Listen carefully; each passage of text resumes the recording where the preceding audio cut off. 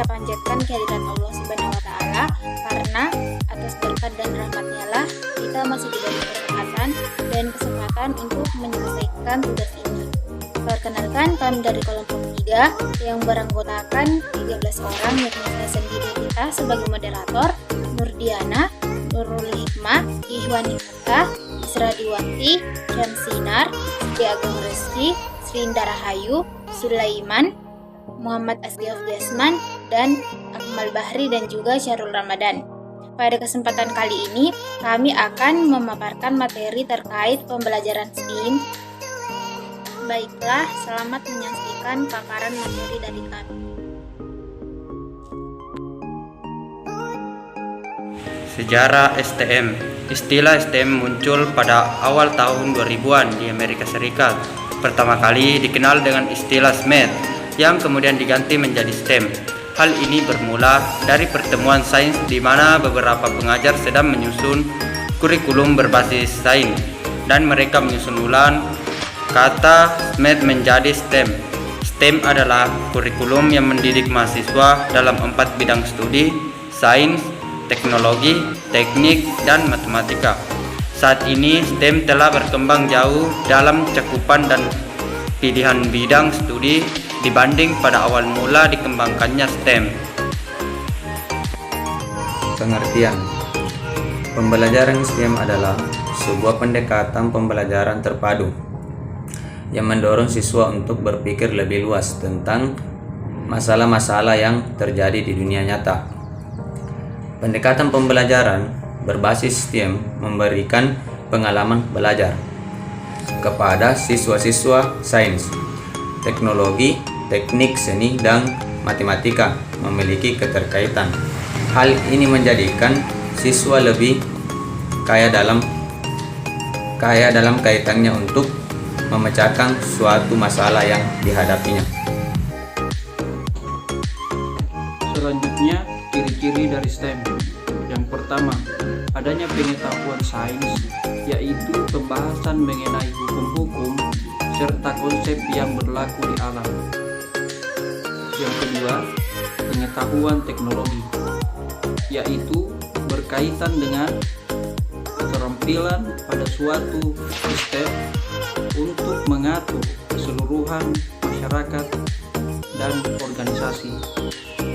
Yang ketiga, pengetahuan teknik, yaitu berkaitan dengan kemampuan peserta didik dalam mengoperasikan maupun mendesain serangkaian prosedur agar masalah dapat terselesaikan. Dan yang terakhir, yaitu pengetahuan matematika, berkaitan dengan pengetahuan yang bersinergi antara konsep besaran, angka, dan ruang yang membutuhkan pernyataan logis, bahkan juga disertai dengan bukti empiris. Selanjutnya yaitu tujuan. Tujuan diterapkannya pendekatan ini pada pembelajaran yakni agar dapat mewujudkan sebuah atmosfer belajar yang kohesif dan dapat berjalan secara aktif.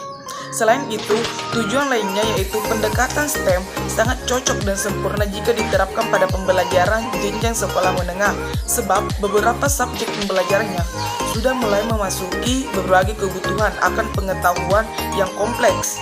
Selain itu, penggunaan pendekatan STEM ini dapat mempersiapkan peserta didik sejak dini untuk dapat bersaing dan siap berkompetisi dalam dunia pekerjaan sesuai dengan kualifikasi yang dimilikinya. Baik, di sini saya akan menjelaskan mengenai prinsip-prinsip dari STM atau Science, Technology, Engineering, and Math. Yang pertama yaitu prinsip perhatian dan motivasi, kedua prinsip keaktifan, ketiga prinsip keterlibatan langsung, keempat prinsip pengulangan, kelima prinsip tantangan, keenam prinsip balikan dan penguatan, dan yang terakhir prinsip perbedaan individual. Itu mungkin dari saya kembalikan kepada pemateri selanjutnya. Sistem pembelajaran STEM.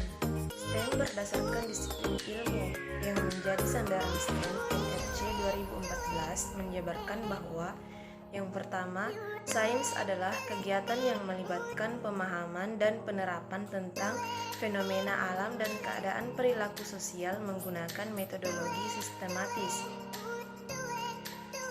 dan berdasarkan bukti melalui observasi dan eksperimen. Yang kedua, teknik atau rekayasa merupakan pengetahuan dan keterampilan untuk merancang dan mengkonstruksi mesin, sistem, material, dan proses yang bermanfaat bagi manusia secara ekonomis dan ramah lingkungan. Yang ketiga, teknologi merupakan berbagai inovasi untuk memodifikasi alam agar memenuhi kebutuhan dan keinginan manusia. Dan yang keempat, matematika adalah segala sesuatu terkait pola-pola, hubungan-hubungan, angka-angka, kuantitas, dan ruang, serta menyediakan bahasa bagi teknologi, teknik, dan sains. Nah, adapun model pembelajaran yang dapat diterapkan dalam pembelajaran STEM, yaitu yang pertama adalah discovery learning, di mana pada discovery learning ini akan lebih menekankan pada penemuan satu konsep untuk memecahkan masalah yang telah dirancang atau dikonsepkan oleh guru. Yang kedua adalah inquiry learning, di mana inquiry learning ini akan berfokus pada siswa untuk menemukan sebuah masalah yang akan dipecahkan sehingga dapat mengerahkan seluruh cara belajarnya untuk memecahkan masalah tersebut dalam proses penelitian. Yang ketiga yaitu adalah problem based learning, yang dimana merupakan kumpulan cara pembelajaran siswa dalam berpikir dan melakukan pembelajaran baik secara individu maupun kelompok di dunia nyata agar pembelajaran dapat lebih bermakna sehingga lebih dipahami oleh siswa tersebut. Langkah-langkah penerapan model pembelajaran STEM di kelas. 1. Merencanakan produk. Di tahap ini, mereka sudah harus menyusun rencana tentang rancangan produk mulai dari sketsa bentuk, ukuran, dan bahan-bahan yang diperlukan. Yang kedua, membuat dan menguji produk.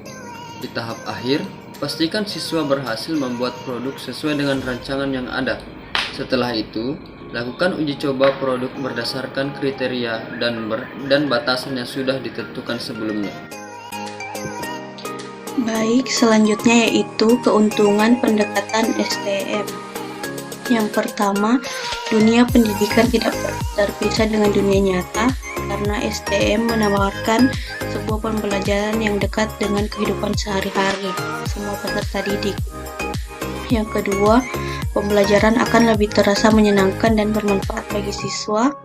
Yang ketiga, meningkatkan kreativitas siswa baik dalam mengaplikasikan materi pembelajaran maupun dalam melakukan problem solving.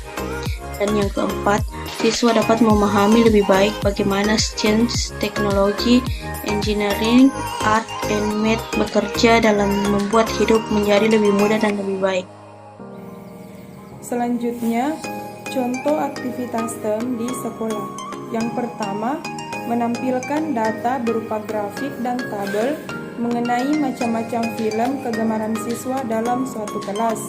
Yang kedua, membuat produk tepat guna dari bahan bekas, misalnya plastik, logam maupun karet.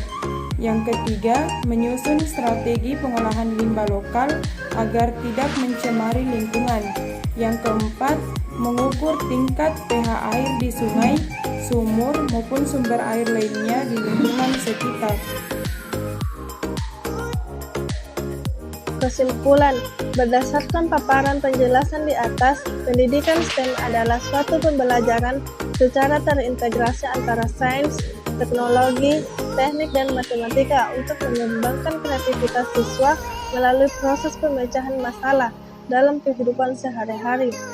Tujuan pendidikan STEM bagi siswa yaitu diharapkan dapat menghantarkan peserta didik memenuhi kemampuan abad 21, antara lain yaitu keterampilan belajar dan berinovasi yang meliputi berpikir kritis dan mampu menyelesaikan masalah, kreatif dan inovatif, serta mampu berkomunikasi dan berkolaborasi, terampil untuk menggunakan media, teknologi, informasi, dan komunikasi atau TIP.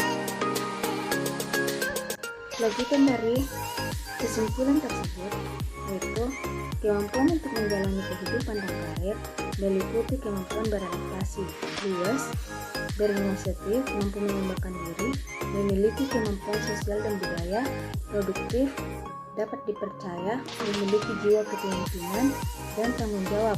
Untuk memenuhi harapan tersebut, maka pendidikan STEM dapat diterapkan pada sekolah-sekolah di Indonesia agar Indonesia mampu menghasilkan tenaga kerja yang kompetitif dengan negara-negara maju yang memimpin perekonomian global.